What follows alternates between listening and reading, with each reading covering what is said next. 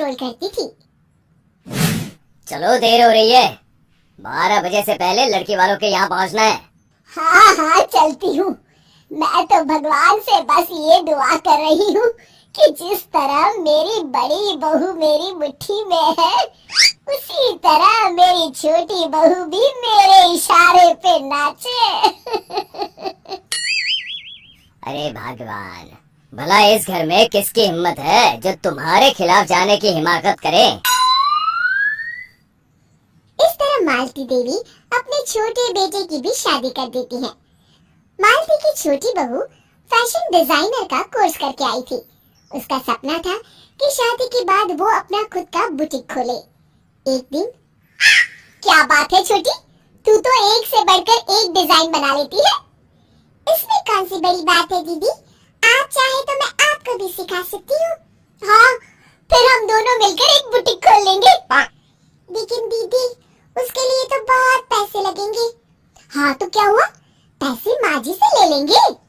हाँ हाँ, मेरे पास तो पैसों का पेड़ है ना, तोड़ के तुम दोनों को दे दूंगी।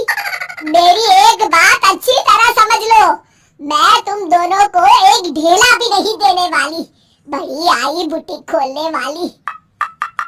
ये आप क्या कह रही हैं माँ जी? आप हमारी मदद नहीं करेंगी तो कौन करेगा? अरे अगर बुटीक खोलने का इतना ही शौक है तो अपने माँ बाप से पैसे क्यों नहीं मांग लेती? मेरे पैसों पर क्यों आंख गड़ाए बैठी हो तुम दोनों?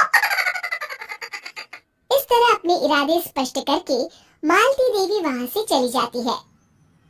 अरे ये क्या दीदी, माँ जी तो साफ मुकर गई, अब हम क्या करेंगे?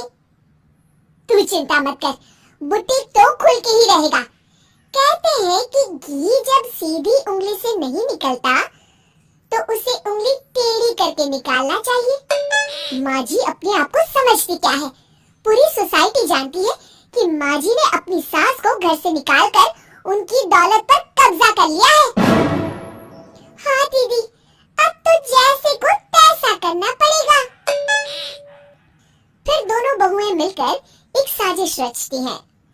एक दिन, अरे नालायक, जरा ठीक तरह से पैर दबा, बिल्कुल मजा नहीं आ रहा, खाने पीने में तो कोई कसर नहीं छोड़ती। तभी वहाँ बड़ी बहू हाथ में एक फॉर्म लेकर आती है। माँ जी, आपके लिए एक खुशखबरी है, सरकार सभी बुजुर्गों को हर महीने 10,000 रुपए पेंशन देने वाली है। अरे ये क्या कह रही है तू? क्या सच में मुझे हर महीने घर बैठे 10,000 रुपए मिलेंगे? हाँ माँ जी, दीदी सच कह रही है, कल टीवी न्यूज़ में इस बारे में बता रहे थे। बस आप ये फॉर्म पढ़ के इसे भर दीजिए और अपने दस्तखत कर दीजिए, मैं इन्हें ले जाकर जमा करवा देती हूँ। अरे नालायक, बड़ी कामचोर है तू, इस बुढ़ापे में कहाँ तुम मुझसे फार्म भरवा रही है, खुद ही भर ले, मैं दस्तखत कर देती हूँ। ठीक है माँ जी। फिर बड़ी बहू बड़ी चालाकी से फॉर्म के पन्नों के बीच प्रॉपर्टी के पेपर छिपा कर रख देती है और उन पर मालती देवी के दस्तखत करवा लेती है। कुछ दिनों के बाद मालती देवी अपने पति के साथ 2 दिनों के लिए अपने एक रिश्तेदार के यहाँ जाती है। दूसरी तरफ दोनों बहुएं पूरे घर पर अपना कब्जा कर लेती हैं। मालती देवी जब अपने रिश्तेदार के यहाँ से लौटती है तब अपने कमरे में ताला लगा देख आग बबूला हो जाती है। अरे नालायकों, मेरे कमरे में इतना बड़ा ताला किसने लगाया है? माँ जी, ये कमरा तो मैंने अपने बेटे रोहन को दे दिया है, और आज से आप बाहर कोने में जो छोटा कमरा बना है ना, वहाँ रहेंगी। अच्छा, मैं उस सरेले कमरे में रहूंगी है? तेरी ये कहने की हिम्मत भी कैसे हुई? और मेरी इजाजत के बिना मेरा कमरा देने वाली तू होती कौन है? लगता है तू भूल गई, इस घर की मालकिन मैं हूँ। तभी वहाँ छोटी बहू आती है। अरे माँ जी, आप इस घर की मालकिन नहीं है, अब इस घर की नई मालकिन हम दोनों बहुएं हैं। ये देखिए, इन प्रॉपर्टी के पेपर पर हाथी के दस्तखत है। अरे भाग्यवान, ये तुमने क्या कर दिया?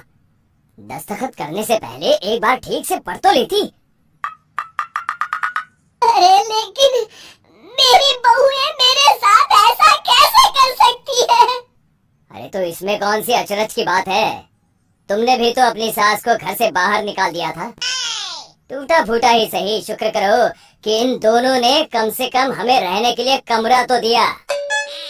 तुमने तो अपनी सास को वो भी नहीं दिया था। आज समझ में आया, जैसी करनी वैसी भरनी।